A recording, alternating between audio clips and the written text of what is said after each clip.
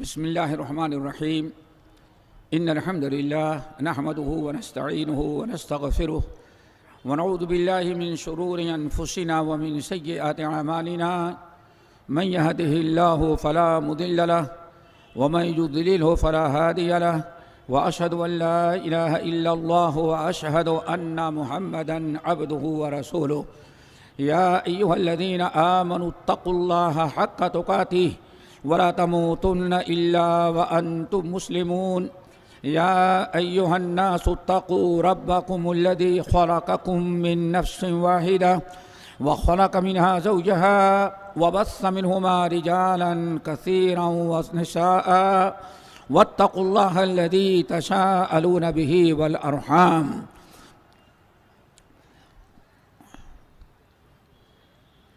علماء کرام، معزز سامعین، نوجوان ساتھیوں، دینی ماں اور بہنوں، اللہ تعالیٰ کا ہم اور آپ سب ساتھی شکر ادا کریں جس نے ہمیں اور آپ کو آج اس میدان میں اکٹھا ہو کر کچھ دین کی باتیں کہنے اور سننے، سیکھنے سکھانے کا موقع عطا کیا ہے۔ اللہ تعالیٰ ہم سب کی حاضری اور مجلس کو قبول فرمائے۔ دوستو، ابھی آپ نے سنا کہ جو ہمیں موضوع دیا گیا ہے وہ موجودہ دور کے فتنے اور ان کا علاج۔ اصل میں ایک مجلس فتنوں کے لیے کافی نہیں ہے۔ صحیح مسلم کی حدیث ہے، نبی علیہ السلام نے ارشاد فرمایا، بادروا بالأعمال فتنا كقطع الليل المظلم يصبح الرجل مؤمنا ويمسي كافرا ويمسي مؤمنا ويصبح كافرا، او كما قال علیہ السلام۔ آپ نے بڑی عجیب سی بات بیان کی، ایک دو فتنے نہیں ہیں۔ آپ نے فرمایا بادروا بالأعمال فتنہ، اے لوگو فتنوں کے پہلے پہلے اعمال کر لو۔ جو نیک اعمال کرنا ہے، آخرت کی تیاری کرنی ہے، فتنوں سے پہلے پہلے تیاری کر لو، نیک اعمال کر لو۔ کیوں؟ كقطع الليل المظلم، جب فتنوں کا دروازہ کھولے گا تو كقطع الليل المظلم، وہ فتنے ایک دو نہیں ہوں گے۔ آپ نے فرمایا جس طرح سے سورج غروب ہونے کے بعد ہر سیکنڈ ہر منٹ تاریکی بڑھتی جاتی ہے اور لگاتار مسلسل انسان اندھیرے میں پڑتا جاتا ہے، اور جس طرح سے سورج غروب ہونے کے بعد تاریکیاں بڑھتی ہیں، ایسے ہی فتنے آئیں گے تو ایک فتنے کے بعد دوسرا فتنہ مسلسل رات کی تاریکیوں کے مانند فتنے بڑھتے جائیں گے، اور اتنے فتنے عام ہو جائیں گے کہ آدمی کو دین کا پہچاننا اور دین ڈھونڈنا بہت مشکل ہو جائے گا۔ اور آپ نے ارشاد فرمایا اس فتنوں کا نتیجہ یہ ہوگا، یصبح الرجل مؤمنا ویمسی کافرا، انسان رات کو سوئے گا ایمان کی حالت میں، صبح اٹھے گا ایمان کی حالت میں، لیکن ویمسی کافرا، دل میں اتنے فتنے اس کے سامنے آئیں گے کہ سورج غروب ہونے کے پہلے وہ کافر ہو چکا ہوگا۔ ایسے فتنے آنے والے ہیں۔ ان فتنوں سے آنے کے پہلے پہلے جو کچھ تمہیں نیک اعمال کرنا ہے کر لو۔ پھر وَيُمْسِي مُؤْمِنًا وَيُصْبِحُ كَافِرًا، ایک آدمی صبح اٹھے گا، دن بھر اپنے ایمان کی حفاظت کرے گا، ایمان کی حالت میں ہوگا، مسلمان ہوگا، لیکن وَيُمْسِي كَافِرًا، انسان شام ہوتے ہوتے صبح کرتے کرتے رات میں اتنے فتنے اس کے سامنے آ جائیں گے اور اتنے فتنے اس کو دیکھنے کو مل جائیں گے کہ صبح ہونے کے پہلے پہلے وہ کافر ہو جائے گا۔ اللہ تعالی ہم تمام حضرات کو فتنوں سے بچائے۔ بس ایک دعا یاد کر لیں، نبی علیہ السلام، صحیح مسلم کی حدیث، نبی علیہ السلام بڑی پابندی سے دعا کیا کرتے تھے، اللہم اصلح لی دینی الذی ہوا عصمت امری واصلح واصلح لی دنیایا التی فیہا معادی واصلح لی آخرتی فیہا معاشی واصلح لی آخرتی التی فیہا معادی واجعل الحیات زیادۃ لی فی کل خیر واجعل الموت راحۃ لی من کل شر۔ نبی علیہ السلام بڑی کثرت سے اور بڑے اہتمام سے اس دعا کو پڑھا کرتے تھے، اللہم اصلح لی دینی الذی ہوا عصمت امری، اے اللہ ہمارے دین کو صحیح سالم رکھنا جو ہماری عزت کا، ہمارے امن و امان کا، ہماری بیوی بچوں کے، ہمارے اہل ویال کے عزت کا جو سبب ہے وہ دین، اللہ تعالی ہمارے دین کو سالم رکھنا۔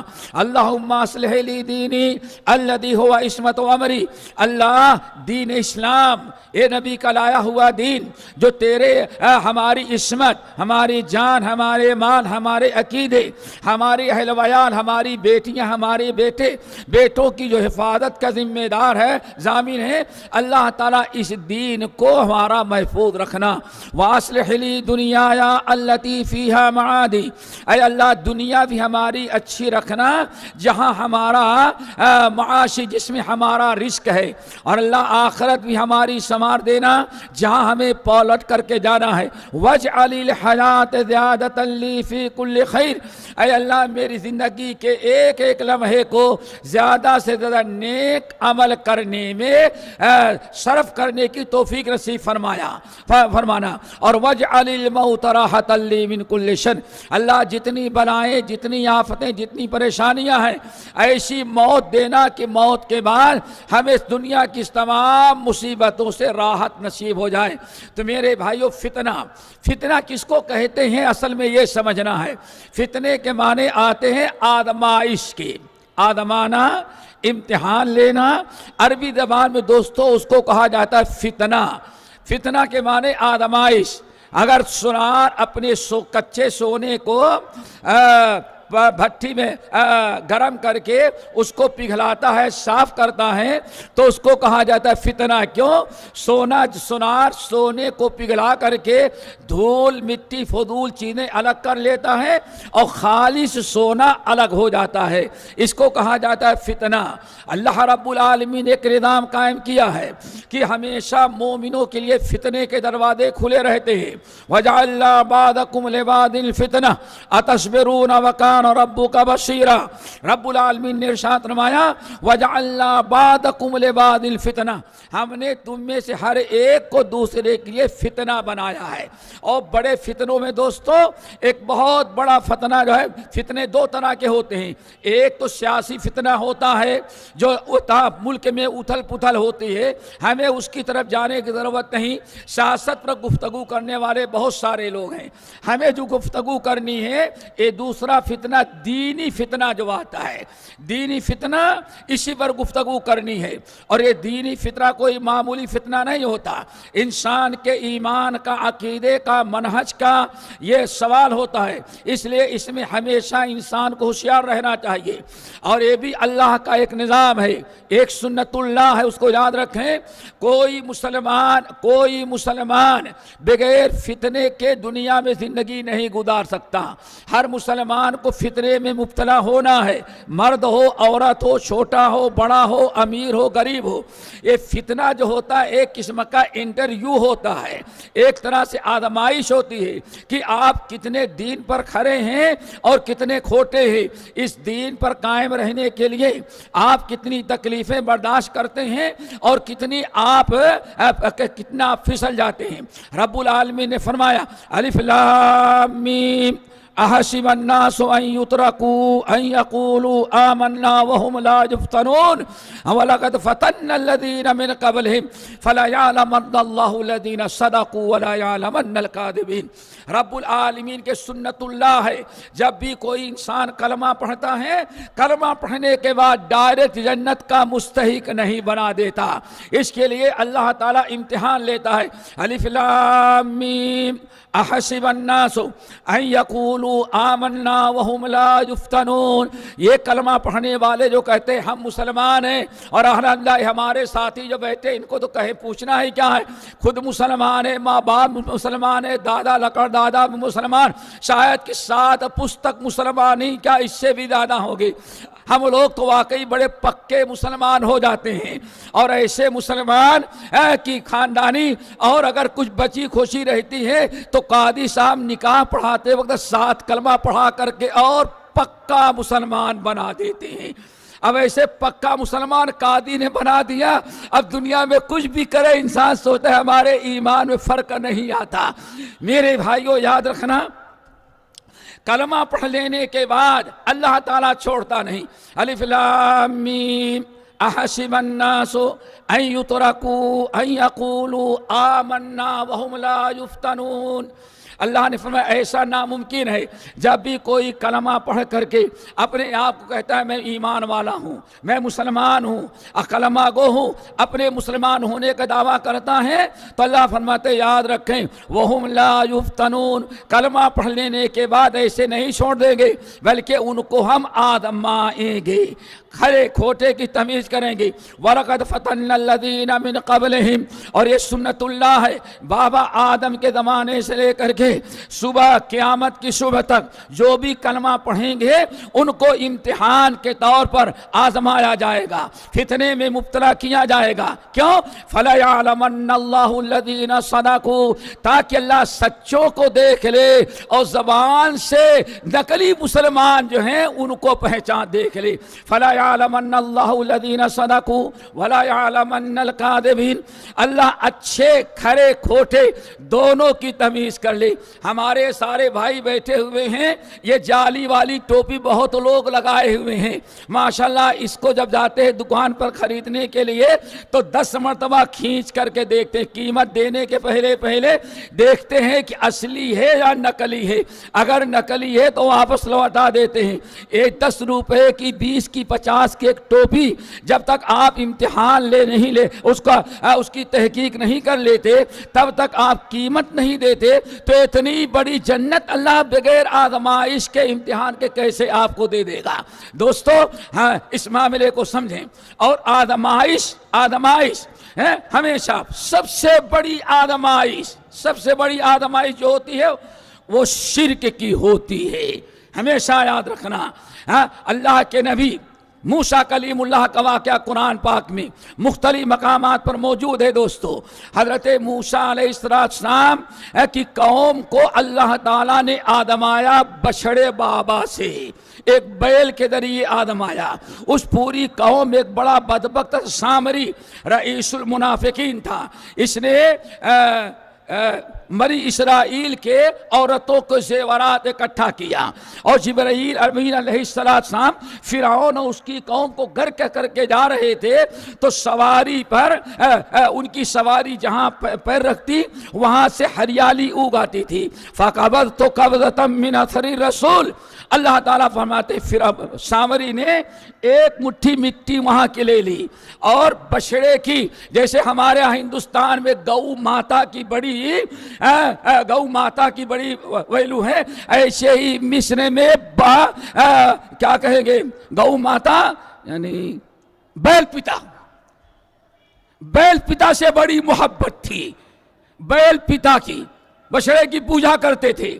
ایک مورتی تیار کیا بچڑے کی مورتی تیار کی، اور اس کے اندر وہ مٹھی بھر مٹی ڈال دیا، لہو خوار، اب وہ بچڑے کی طرح آواز لگانے لگا۔ منافق جو تھا سامری یہ سب کام کیا، اور کچھ لوگ جو کچے مسلمان تھے انہوں نے کہا ہذا الہکم و الہ موسیٰ فنسی۔ دیکھا اللہ رب العالمین نے دو نبی موجود ہیں، ایک اللہ کے نبی موسیٰ کلیم اللہ، دوسرے حضرت ہارون علیہ السلام، اور اللہ تعالیٰ نے آزمایا ایک بچڑے اور بیل کے ذریعے۔ اللہ رب العالمین نے فرمایا جیسے آواز نکالا سارے لوگ ٹوٹ پڑے اور کہا گیا ھذا الہکم و الہ موسیٰ، یہ ہے بیل، یہی ہمارا بھی معبود ہے اور تم سب کا خدا یہی ہے۔ اصل میں موسیٰ بھٹک گئے راستہ تو اللہ ملنے کے لیے ہمارے پاس آ گیا ہے۔ نعوذ باللہ، فتنے میں ایسے مبتلا ہوئے کہ اپنے ہاتھوں سے بنایا ہوا بچڑا اس کو اللہ قرار دے دیا اور اسی کی عبادت شروع ہو گئی۔ اس وقت حضرت موسیٰ علیہ السلام نے فرمایا، حضرت ہارون علیہ السلام نے منع کیا، کہا اے میرے قوم کے لوگوں خبردار خبردار، یہ تمہارے لیے آزمائش ہے۔ وقال لهم ہارون، ہارون علیہ السلام نے کہا یہ تمہارے لیے فتنہ ہے، یہ آزمائش ہوتی ہے۔ سب سے پہلی آزمائش جو ہوتی ہے شرک اور کفر کی ہوتی ہے۔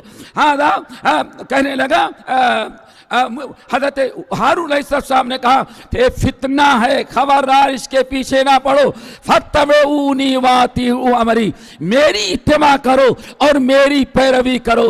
دوستو فتنے میں پوری قوم مبتلا ہو رہی تھی اور فتنہ بھی ہوا، اور فتنے سے نکلنے کا راستہ اللہ کے نبی ہارون علیہ السلام نے فرمایا اس فتنے سے بچنا ہے تو فاتبعونی واتبعوا امری، دو ایک ہی راستہ ہے، میری اتباع کرو میری پیروی کرو۔ پتہ یہ چل گیا فتنے شیطان کی طرف سے ہوتے ہیں، لیکن فتنوں سے اگر بچنا ہے تو ایک ہی راستہ ہوتا ہے، اللہ کے نبی کی لائی ہوئی شریعت، کتاب اللہ، سنت رسول۔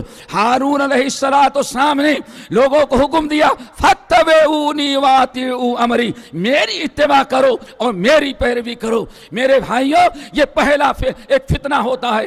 آج مسلمانوں میں بھی نعوذ باللہ من ذالک سارے فتنے کس طرح سے آج درگاہوں کے نام پر، مداروں کے نام پر، ولیوں کے نام پر ان کی محبت کا دم بھر کر کے پتہ نہیں کتنے فتنے میں لوگوں کو مبتلا کر دیا گیا ہے، لیکن اس کو کوئی فتنہ نہیں سمجھتا۔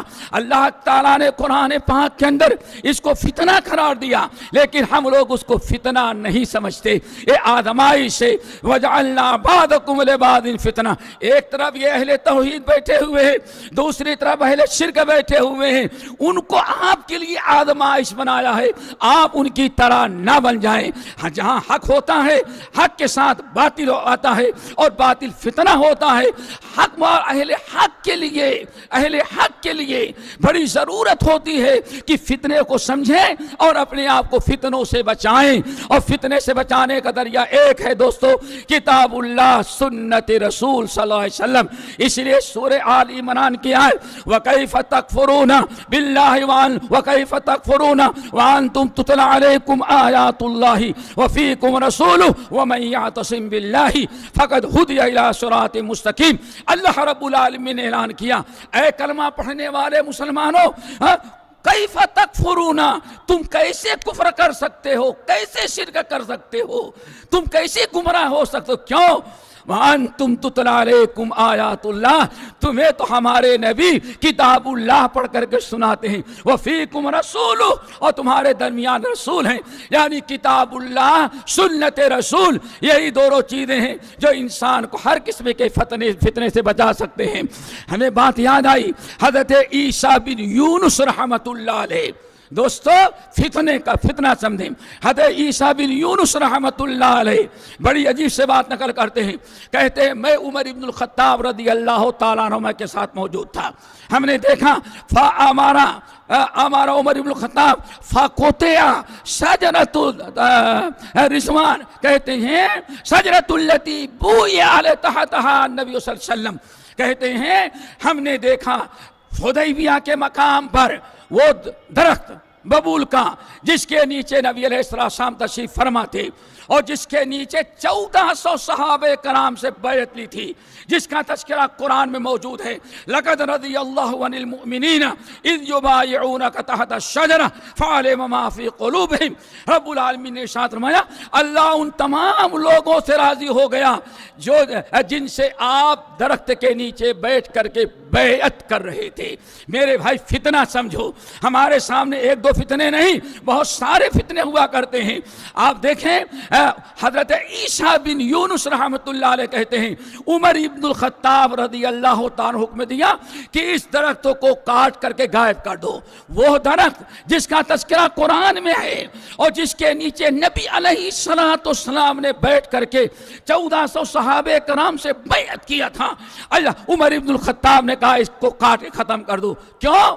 راوی عیسیٰ بن یونس کہتے ہیں لِأَنَّ النَّاسَ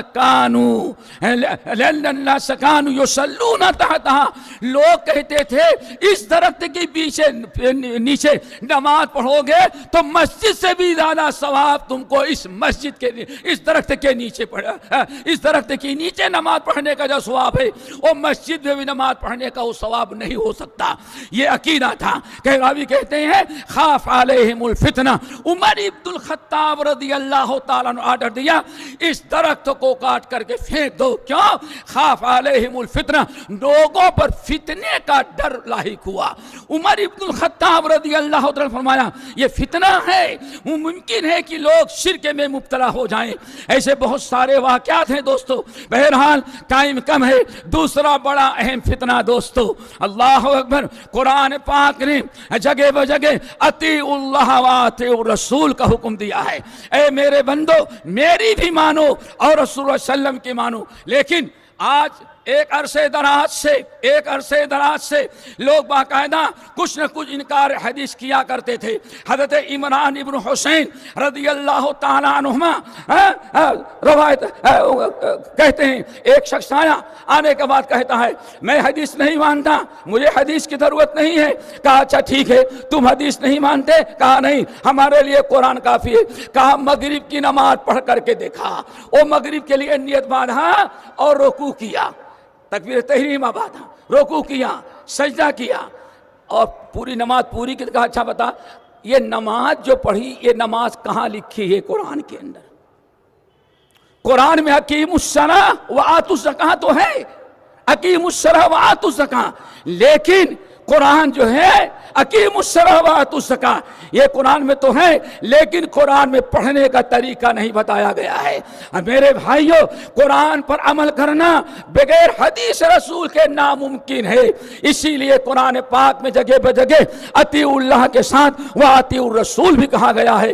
اور حدیث کا انکار کا سلسلہ کسی نے خبر واحد کا، کسی نے کچھ، الحمدللہ تمام اہل علم نے، تمام محدثین نے ان کا قلعہ کما کیا۔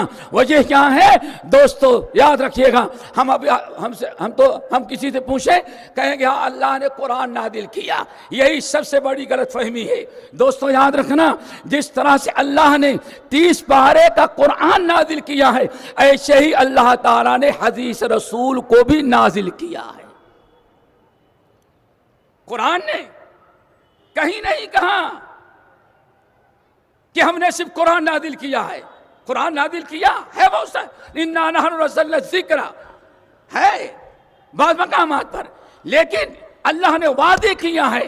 آؤ تمہارے سامنے نمبر ایک سورۃ النساء آیت نمبر 212 اور 13 اللہ نے ارشاد فرمایا وَأَنزَلَ اللَّهُ عَلَيْكَ الْكِتَابَ وَالْحِكْمَةَ وَعَلَّمَكَ مَا لَمْ تَكُنْ تَعْلَمْ وَكَانَ فَضْلُ اللَّهِ عَلَيْكَ عَظِيمًا۔ دیکھو کان کھول کے سنو، اللہ فرماتے ہیں وَأَنزَلَ اللَّهُ عَلَيْكَ الْكِتَابَ وَالْحِكْمَةَ، اے نبی ہم نے ایک چیزیں آپ پر نہیں اتاری ہیں، ہم نے 2 چیزیں آپ پر نازل کی ہیں، ایک کتاب ہے اور دوسری حکمت ہے۔ یہاں لفظ واو ہے، وہ مغایرت کو چاہتا ہے، یعنی 2 مستقل چیزیں ہیں۔ کہا جاتا ہے جا زید و عمر، زید آیا اور عمر آیا، یعنی 2 انسان آئے۔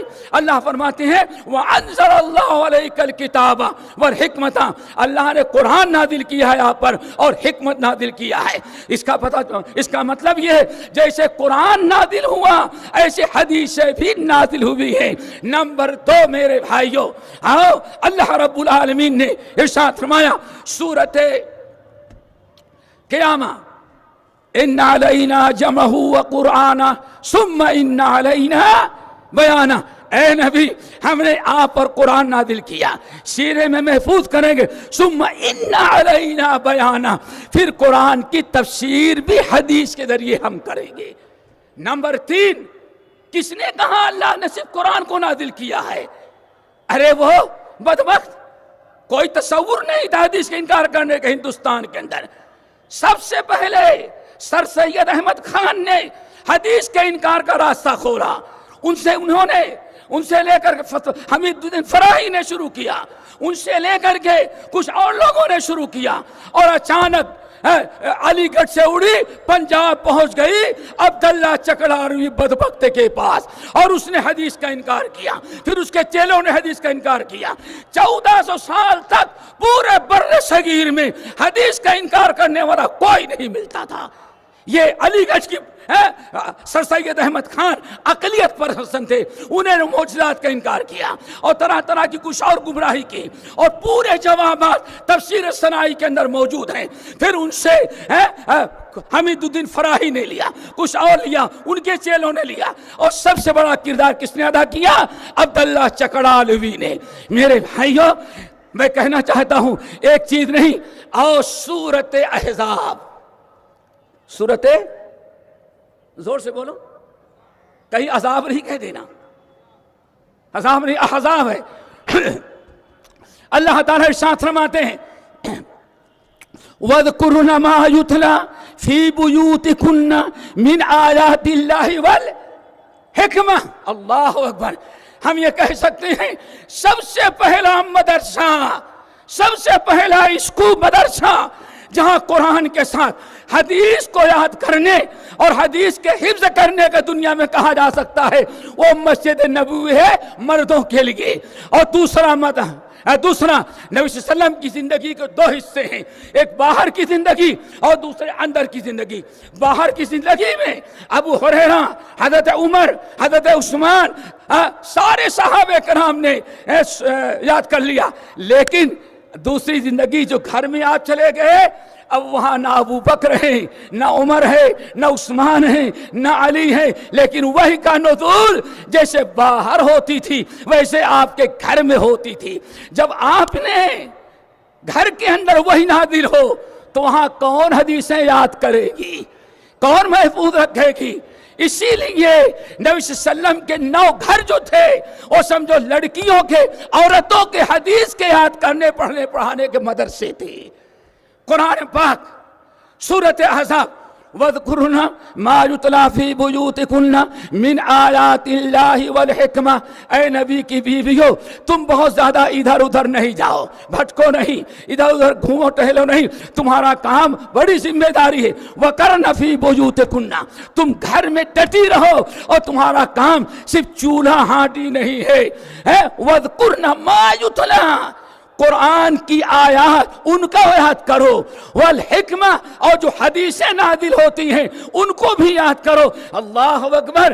مردوں کا اسکول، لڑکیوں کا، عورتوں کا اسکول، دونوں مدرسوں میں جہاں قرآن کی تعلیم، قرآن کا حفظ ہو رہا ہے، وہی حدیث کا بھی حفظ، حدیث کو یاد کرنے کا سلسلہ بھی ہے۔ اور نبی علیہ السلام کے 9 گھر تھے۔ تو میرے بھائیوں، یہ حدیث اس بات کی دلیل ہے، دنیا کا سب سے بڑا کذاب، سب سے بڑا فراڈی، سب سے بڑا دجال وہ کم بخت ہے جو کہتا ہے کہ اللہ نے صرف قرآن نازل کیا، ہمارے لیے قرآن کافی ہے، حدیث کی ضرورت نہیں۔ قرآن کہتا ہے دونوں کو اللہ نے نازل کیا۔ اس طرح سے دوستو بہت ساری حدیثیں ہیں، پھر کسی اور موقع پر انشاءاللہ۔ اور نبی صلی اللہ علیہ وسلم وہ جمعہ پڑھاتے ہیں نا آپ لوگ، پڑھتے ہیں نا آپ لوگ، پہلے امام صاحب کیا پڑھتے ہیں سورہ جمعہ کے اندر؟ وَيُعَلِّمُهُمُ الْكِتَابَ وَيُعَلِّمُهُمُ الْكِتَابَ وَالْحِكْمَةِ۔ اللہ ہمارے نبی لوگوں کو کتاب بھی پڑھاتے ہیں اور حکمہ بھی پڑھاتے ہیں۔ پتہ چلا نبی صلی اللہ علیہ وسلم جب تک قبر میں تشریف نہیں لے گئے، دفنائے نہیں گئے، تب تک جس طرح سے قرآن کی تعلیم دی تھی اسی طرح سے حدیث کی بھی تعلیم دیتے رہے۔ وَيُعَلِّمُهُمُ الْكِتَابَ وَالْحِكْمَةِ، اللہ کے نبی کتاب کی بھی تعلیم دیتے ہیں، حدیث کی بھی تعلیم دیتے ہیں۔ اس لیے حدیث کا انکار کرنے والا بے اتفاق علماء غال، مضل، گمراہ، بے دین ہوا کرتا ہے، بلکہ بعض اہل علم نے اس پر کفر کا فتویٰ بھی لگایا ہے۔ دوسرا فتنہ میرے بھائیوں، یہ تو فتنہ ہو گیا قرآن کا، توحید کا اور سنت کا، بڑا عجیب و غریب فتنہ ہے۔ آج 2 حدیثیں سنا دے، میرے خیال اتنا ہی ٹائم ہوگا، اس سے زیادہ ٹائم ہمارے پاس نہیں ہے۔ فتنہ کیسے فتنے آئیں گے؟ ام المومنین میمونہ رضی اللہ تعالی عنہ، ام المومنین میمونہ رضی اللہ تعالیٰ عنہ سے امام ابن ابی شیبہ، امام احمد بن حنبل، امام طبرانی رحمہ اللہ بسند صحیح نقل کرتے ہیں. ذرا غور سے سنو. اللہ کے رسول نے ارشاد فرمایا اے میمونہ یہ میرا پیغام سنو اور لوگوں کو سنا دینا. کیف انتم اذا مرج الدین وصفق الدم وظہرت الزینہ وشرف البنیان وظہرت الرغبہ واختلفت الاخوان وحرق البیت العتیق. آپ نے فرمایا اے میمونہ بتا دو لوگوں کو تمہارا کیا حشر ہوگا فتنے کے دور میں، تمہارا کتنا برا حال ہوگا جب چند برائیاں عام ہو جائیں گی. نمبر 1 اذا مرج الدین، دین اسلام میں فتنے داخل ہو جائیں گے، دین خالص نہیں رہ جائے گا. دین اسلام کے ساتھ شرک کی ملاوٹ، کفر کی ملاوٹ، بدعات کی ملاوٹ، غیر قوموں کی رسم و رواج کی ملاوٹ اور طرح طرح کی بدعات اور محدثات کی ملاوٹ. کیسے تم زندہ عزت پاؤ گے؟ کیف انتم، اس وقت تمہارا کتنا برا حال ہوگا، کس طرح سے تم تباہ برباد ہوگے. غیر قومیں تم پر مسلط ہوگی، آسمان سے تم پر عذاب آئے گا، کرونا تم پر مسلط کیا جائے گا، زلزلہ تمہارے اوپر مسلط کیا جائے گا. کیوں؟ دین کو تم نے خالص نہیں رکھا ہے. کیف انتم اذا مرج الدین، دین میں ملاوٹ ہو جائے گی، دین خراب کر دیا جائے گا، دین خالص نہیں رہ جائے گا. نمبر 2 وصفق الدم، خونریزی بڑی عام ہو جائے گی، خونریزی بڑی عام ہو جائے گی. قتل و غارت، لوٹ مار بہت زیادہ عام ہو جائے گا. کوئی جان، انسانی جان کی، ہر ایک کی، گائے کے جان کی، بلی کے جان کی، کتے کی جان کی، بہل کے جان کی، ساری دنیا میں ہر چیز کے جان کی قدر ہوگی، لیکن مسلمانوں تمہارے جان کی کوئی قدر نہیں ہوگی. اللہ سنا ہوگا ایک کالا ہرن مار دے اور بھی جنگلی تو دنیا میں اس کی ضمانت بھی نہ ہو. ان سوچو وصفق الدم، خونریزی عام ہو جائے. نمبر 3 وظہرت الزینہ، زینت فیشن عام ہو جائے، فیشن بازی عام ہو جائے. مردوں میں، عورتوں میں نہ اللہ کا فرمان، نہ نبی کا فرمان، نہ کتاب و سنت، نہ صحابہ، نہ بزرگوں کے طور طریقے، بس فیشن میں. اگر کسی نے فیشن نکال دیا کہ جوتا سر پر رکھ لو اور ٹوپی پیر میں ڈال دو اور اسکرین پر آ جائے، دوسرے دن سینکڑوں نوجوان وہی کرنے لگیں گے. ایک مثال دیں، مثال ہمارے علماء ساری زندگی کہتے رہے بھائی پینٹ ذرا اونچی کر لو. بامبے کے ایک امام صاحب تھے مسجد میں، وہ نماز پڑھاتے، مصلی بجاتے، اقامت کہتے بھائی مل کے کھڑے ہو جاؤ، بیچ میں خالی جگہ نہ رکھو، اگلی سب پوری کر لو اور اپنی پینٹ اوپر کر کے ٹخنے کھول لو. امام کو اس طرح سے کہنا پڑتا تھا. لیکن کسی کرکٹ کھلاڑی یا فلم اسٹار، کسی منچلے نے یہاں تک کہ چڈھا پہن لیا، پتہ نہیں 3-4 یا 3rd-4 یا کون سا 4 کہتے ہیں. اب مولوی صاحب کی کوئی ضرورت نہیں ہے، آٹومیٹک سارے نوجوانوں کے پینٹیں آٹومیٹک اوپر ہو گئی. مولوی کہتے تھے اتنی اونچی کرو، فیشن نے کہا 2.5 فٹ اونچی کرو، کر کے ہم نے دکھا دیا. ساری زندگی گزر گئی. اللہ اکبر. اب آج کسی نے دیکھ لیا فلم اسٹار کو، فتنے وَجَعَلْنَا بَعْضَكُمْ لِبَعْضٍ فِتْنَةً، دینداروں تمہارے لیے وہ فتنہ مقرر کیا گیا ہے. اَتَصْبِرُونَ، کیا تم دین پر قائم رہو گے کہ اس فتنے کو دیکھ تم بھی اس میں مبتلا ہو جاؤ گے؟ میرے بھائیو اللہ اکبر. ذرا دیکھیں آج فتنہ ایسا عام ہوا کہ ختم ہو گیا. اچھا ماشاءاللہ بھائی آ گیا. انشاءاللہ اگلے سفر میں انشاءاللہ. پھر نتیجہ بیگم کے بال اوپر جا رہے ہیں اور مسٹر کے بال نیچے لٹک رہے ہیں. کس نے کہا؟ اب کہتے حدیث کے اندر آیا ہوا ہے. اللہ اکبر. میرے بھائی فتنے ہی فتنے، فتنوں کو ذرا دیکھو. اسی لیے فیشن بازی عام ہو جائے. اللہ تعالیٰ اس زینت وظہرت الزینہ، زینت عام ہو جائے. اللہ اکبر. ہم کس طرح سے آج عورتوں کے لباس، مردوں کے لباس، فیشن بازی مسئلہ دیکھو کہاں سے کہاں تک پہنچ جا رہے ہیں. اور اللہ کیا فرماتے ہیں؟ وَلِبَاسُ التَّقْوَىٰ. اے کلمہ پڑھنے والو، تمہارا ایمان قرآن پر ہے، تمہارا حدیث پر ہے، تمہارا اسوہ ابو بکر عمر ہے. اور قرآن کہتا ہے لباس التقویٰ، عام لباس نہ پہنو، متقیوں کا لباس پہنو. اور ہم کہتے ہیں نہیں فلم اسٹاروں کا لباس پہنے گے. فتنے ہیں، لباس تک میں فتنہ. میرے بھائیو ذرا آگے بڑھیں، بڑے فتنے ہیں. اللہ کے رسول نے آگے ارشاد فرمایا وَشَرَفَ الْبُنْيَانِ. دین میں مرج الدین، دین میں بگاڑ پیدا ہو جائے گا. اللہ اکبر. آگے اللہ کے رسول نے ارشاد فرمایا اور بہت زیادہ خوریزی ہوگی. نمبر 3 فیشن بازی عام ہو جائے گی. نمبر 4 وَشَرَفَ الْبُنْيَانِ. ہر انسان کو لمبی لمبی بلڈنگیں، ٹاور بنانے کا بھوت سوار ہو جائے. اللہ اکبر. اللہ کے رسول نے ارشاد فرمایا بڑی بڑی بلڈنگیں بنائی جانے لگیں. اور شرف ایک ہے دیکھنا اور ایک ہے استشراف. یہاں شرفہ کا لفظ ہے. شرف کا مطلب ہوتا ہے، دیکھا ہوگا کبھی دھوپ میں آپ چلیں تو دور کی چیز نظر نہیں آتی تو آپ اس طرح سے کر کے دیکھتے ہیں، اس کو کہتے ہیں شرف. یعنی اتنی اونچی اونچی بلڈنگیں ہوگی کہ اوپر والی منزل نظر نہ آئے. نمبر 5 وظہارت الرغبہ.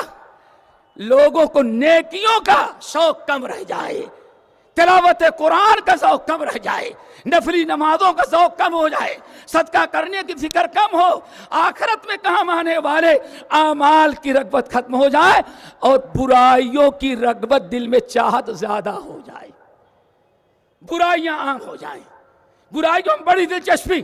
اور اگر تجربہ کرنا چاہیں جمعے کے دن دیکھ لو، واللہ دیکھ لو جمعے کے دن اگر امام 5 منٹ خطبہ زیادہ کر دے تو امام کی خیر نہیں. سب سے پہلے صدر مسجد کھڑے ہو جائیں گے، پھر نمازی 5 منٹ خطبہ زیادہ ہو جائے.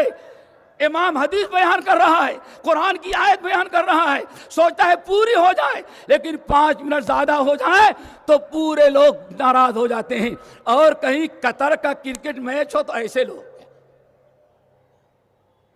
وہاں سب بھول جاتے ہیں. اے کتنے شوق ہو سوچ نہ دیکھیں، کھیل میں اتنی رغبت، اتنا مزہ آ رہا ہے اور دین کی باتیں خطبہ سننے میں مزہ نہیں آ رہا ہے. نماز ذرا لمبی ہو جائے تو پھر ذرا دیکھو کیا اثر ہوتا ہے امام کا. لیکن کہیں کھیل کود لہو و لعب ہو تو ماشاءاللہ پنجوں کے بل.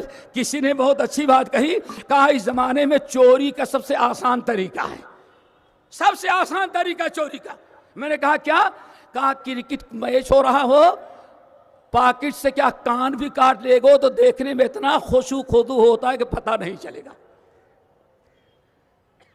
اور نماز پڑھنے کے لیے کھڑے ہو جائیں تو شاید 24 گھنٹے میں جو چیزیں یاد نہ آئی ہو وہ بھی یاد آ جاتی ہیں. وَظَہَارَتِ الرَّغْبَةِ. رغبت برائیوں کی، حرام کاریوں کی، رشوت کی، سود کی، حرام کاریوں کی رغبت پیدا ہو جائے اور حلال چیزوں سے بے رغبتی پیدا ہو جائے.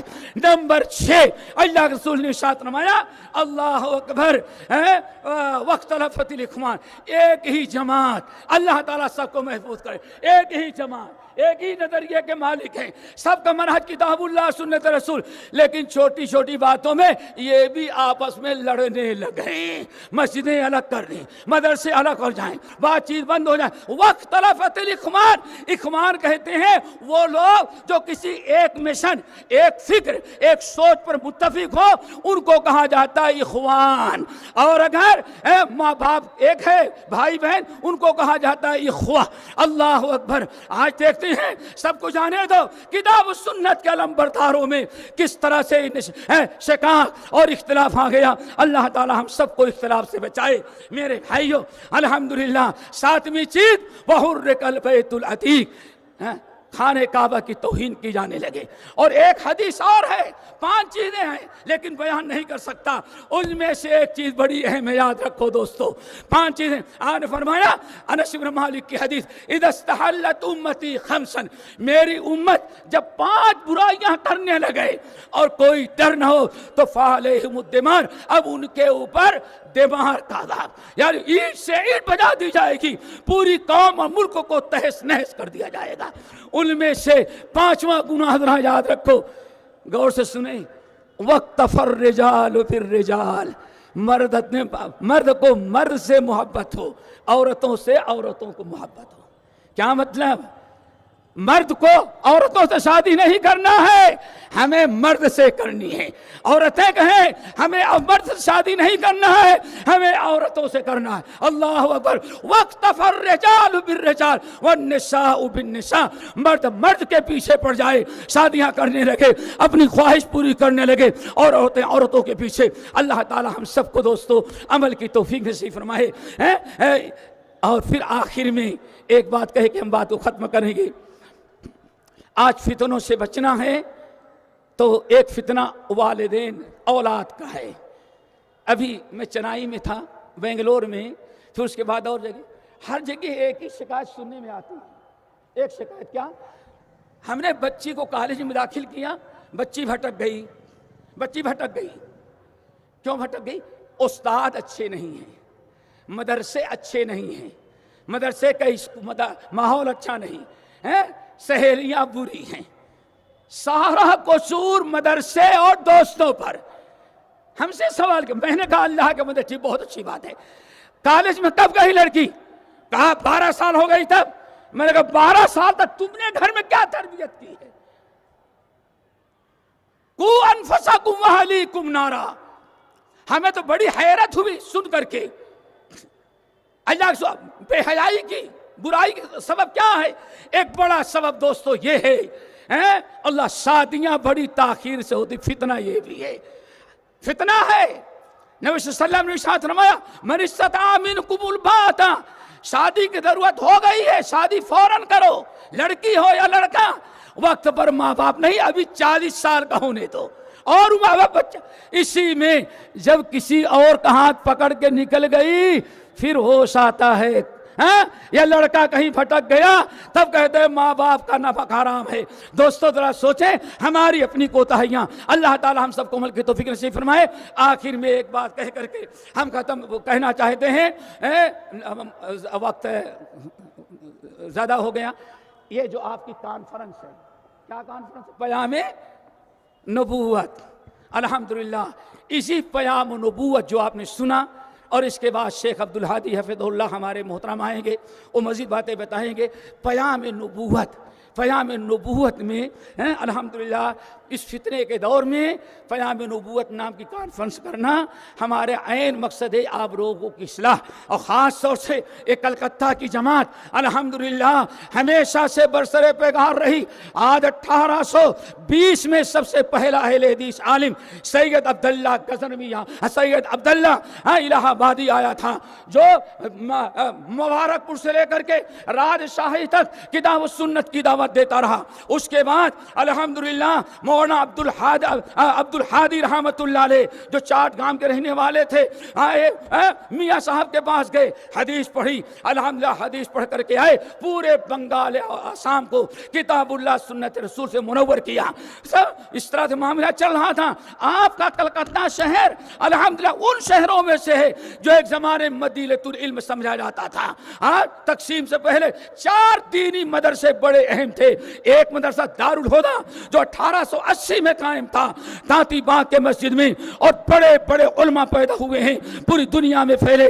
دوسرا مدرسہ دارالحدیث جہاں جو کولو ٹولہ میں پیدا ہوا تھا, قائم کیا گیا تھا. تیسرا مدرسہ مصری گنج میں قائم تھا, اور چوتھا مدرسہ دارالقرآن و سنہ قائم کیا گیا تھا, جس کے بانی علامہ امام عبد الرحمن مبارک پوری رحمت اللہ علیہ تھے. جو ترمذی کے شارح ہیں یہاں قائم کیا اور پڑھاتے رہے. اس طرح سے کلکتہ باقاعدہ دارالعلم بنا ہوا تھا. افسوس اس کی تفصیل ہم نہیں بیان کر سکتے، پھر کسی اور موقع پر، لیکن اتنا ضرور کہیں گے کلکتہ والے باشندے ذرا غور کریں، تجھے آبا سے اپنے کوئی نسبت ہو نہیں سکتی. اپنی جائیداد کی، اپنی پراپرٹی کی حفاظت کیا، لیکن ان مدرسوں کو ویران کر دیا گیا. ایک کمی کہاں سے آئی میرے بھائی؟ ہمیں چاہیے کہ دوبارہ کوشش کریں اور کلکتہ کو پھر انشاءاللہ مدینۃ العلم بنانے کی کوشش ہوگی. اللہ تعالی ہم سب کو مل کے توفیق نصیب فرمائے. گنوا دی ہم نے جو اسلاف سے میراث پائی تھی، سریا سے زمین پر آسمان نے ہم کو دے مارا. تجھے آبا سے اپنے کوئی نسبت ہو نہیں سکتی کہ تو گفتار و ثابت و سیارہ. اللہ عمل کی توفیق نصیب فرمائے. اقول قولی ھذا واستغفر اللہ من کل ذنب واتوب الیہ.